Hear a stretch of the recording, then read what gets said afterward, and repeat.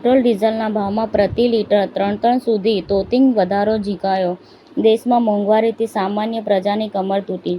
દિલ્હીમાં ડીઝલ હવે 90.67 પ્રતિ લિટર ઉપલબ્ધ થશે અને કોલકાતામાં ભાવ 95.13 પ્રતિ લિટર, મુંબઈમાં 93.14 અને ચેન્નઈમાં 95.25 સુધી પહોંચ્યા.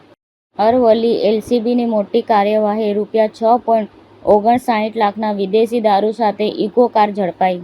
આરોગ્ય વિભાગના અધિક નિયામક ડોક્ટર નીલમ પટેલના અધ્યક્ષસ્થાને લેપ્ટોસ્પાયરોસિસ રોગના અટકાયત અને નિયંત્રણ માટેની સમીક્ષા બેઠક મળી. નવસારી જિલ્લાના ચીખલીમાં મોબાઈલ ચોરનાર વલસાડનો શખ્સ ઝડપાયો. જીવરાજ વેજલપુર રોડ ખાતે નિઃશુલ્ક છાશ વિતરણ. પવિત્ર મિત્ર મંડળના સહકાર અને પ્રેરણા જ્યોત ચેરિટેબલ ટ્રસ્ટના સૌજન્યથી છેલ્લા 10 દિવસથી સતત છાશ વિતરણ સેવા કેન્દ્ર સફળતાપૂર્વક ચાલુ છે. એમેઝોને ટેકનોવર્સ હેકાથોન 2026નું સમાપન કર્યું છે, જે ભારતના ભવિષ્યમાં એઆઈ નિર્માતાઓને સશક્ત બનાવે છે. ભારતથી વિશ્વ સુધી નમન ગોસાલિયા અને એન્જિના એક્સ કાર્ડિયોવેસ્ક્યુલર નિવારણને વૈશ્વિક મંચ પર લઈ જઈ રહ્યા છે. આગામી વર્ષથી ઓનલાઈન નીટની પરીક્ષા લેવાશે. પત્રકાર પરિષદમાં તેમણે કહ્યું કે દોષિતોને પાતાળમાંથી પણ શોધી લેવામાં આવશે. નીટ પરીક્ષાના પેપર લીક કાંડે દેશને હચમચાવી દીધો છે.